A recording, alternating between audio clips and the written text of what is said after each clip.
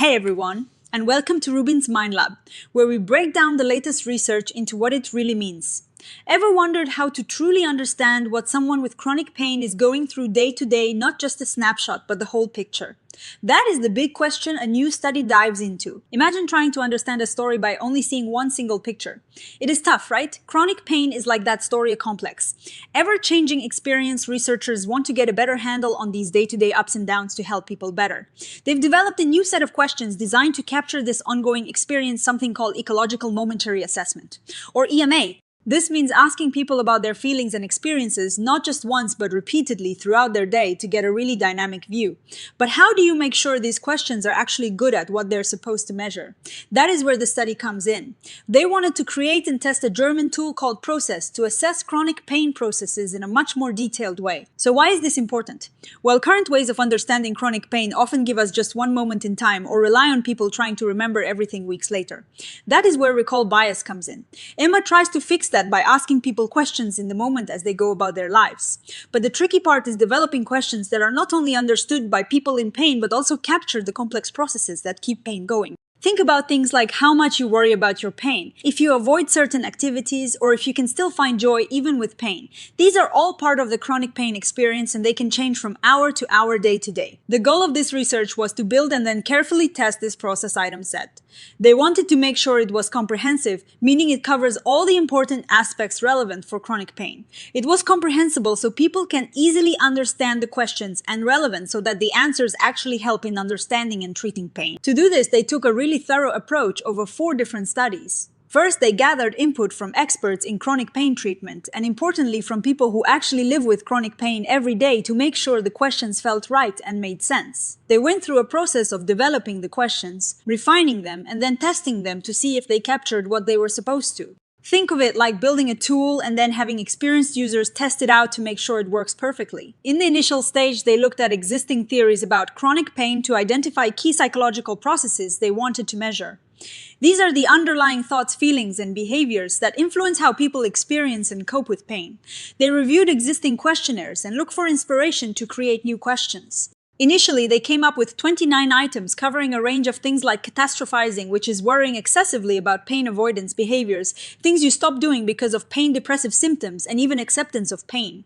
They used an 11-point scale for most questions, where 0 means it doesn't apply at all, and 10 means it completely applies, which is a common way to ask about feelings and experiences. The first study involved therapists. They asked practicing CBT therapists in Germany to look at the initial 29 questions.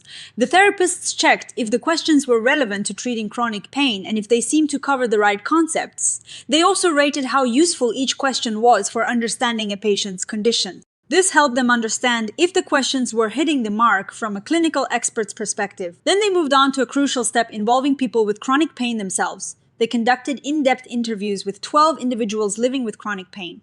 These weren't just quick surveys, they were detailed conversations where people explained their thinking process as they answered the question. This is called cognitive interviewing, and it is super valuable for understanding if the questions are clear and if people interpret them the way the researchers intended. They wanted to know if an item measuring, say, pain avoidance actually clicked with someone's lived experience of avoiding things due to pain. After the first round of feedback, particularly from the interviews with people in pain, some of the questions needed tweaking. Some items were revised and a couple were removed or changed, resulting in a total of 25 items. They then did another round of testing with both therapists and people with lived experience to make sure these revisions worked. Therapists again looked at relevance and comprehensiveness, while individuals with chronic pain focused on how well the items actually described their experiences. Finally, they tackled the issue of making sure everyone understands the questions easily, even without long explanations.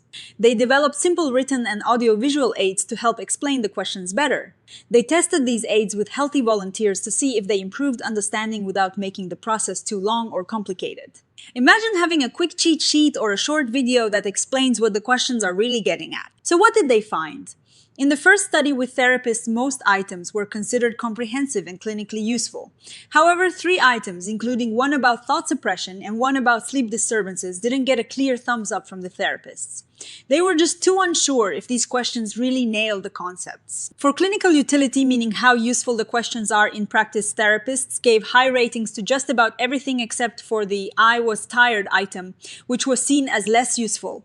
The item about feeling disabled by pain was rated high highly useful, which makes sense as this is a direct impact of chronic pain. The cognitive interviews with people with chronic pain revealed some really interesting insights. While many items were understood and felt relevant, some were a bit tricky. For instance, when people with chronic pain were asked about acceptance of pain, some felt it sounded like resignation or giving up, which wasn't how they saw it. This highlights a key challenge in measuring acceptance in chronic pain. Also, some items like those related to task persistence, where people push through pain, were sometimes interpreted as resilience or self-efficacy, leading to a bit of overlap. This showed that while the ideas behind the questions made sense to the researchers and therapists, sometimes the wording didn't perfectly capture the lived experience for everyone.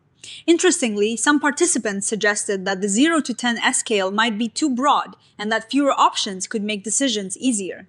The researchers did see that people with chronic pain strongly agreed with items that closely reflected their everyday experiences for things like catastrophizing depressive symptoms and self-compassion. In the revalidation study, most practitioners still felt the items fit their respective process definitions. Well, however, the item about pushing through pain despite pain again showed some ambiguity with practitioners, linking it to resilience or self-efficacy. Similarly, the item about being exhausted was sometimes linked to other concepts like avoidance or fatigue. Still, the overall clinical utility ratings remained high for most items, which is good news for their practical application. For individuals with lived experience in the revalidation study, most items also showed a good fit. However, a couple of self-compassion items that focused on external comparisons rather than internal self-treatment were seen as not quite fitting. This again points to the nuanced understanding people have of these concepts. A really interesting finding came from the study on comprehensibility aids. They found that the item set was already very understandable without any aids. The written and audio-visual aids didn't significantly improve comprehensibility overall. This might be because the healthy volunteers they tested this with were highly educated. They suggest that these aids might be more beneficial for people with different language proficiency or education levels, which is an important point for future research. So after all this rigorous testing, they settled on a 25-item set called Process Design to capture a broad range of psychological processes in chronic pain. It is among the first validated tools for this type of longitudinal assessment in German. The overall findings are quite positive. Practitioners found the items relevant and useful. People with lived experience generally understood and related to the items and even helped refine them. The item set was reduced in size, which means less burden on participants. However, the study also highlighted some important limitations. One of the biggest challenges remains accurately measuring acceptance. For people living with chronic pain, accepting pain can be a complex and sometimes resisted idea. The researchers note that future work might need to explore different ways to word these acceptance items, or even consider idiographic or personalized items to better capture individual experiences, especially for concepts like catastrophizing, where people's thoughts can be very different. They also point out that while they tested items, process fit, which is a type of comprehensiveness, they haven't fully established discriminant validity, meaning how well these items distinguish between different but related processes. For example, an item might tap into both fear avoidance and negative affect. Despite these limitations, the process item set is a significant step forward. Its strengths lie in its thorough validation process, involving multiple stakeholders, and its focus on a coverage model for EMA, which captures the dynamic nature of chronic pain.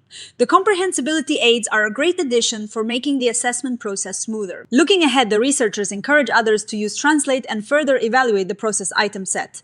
Future research could focus on establishing other forms of validity, like discriminant validity, and also on testing the item set with a broader range of people, including those with lower German proficiency or different educational backgrounds.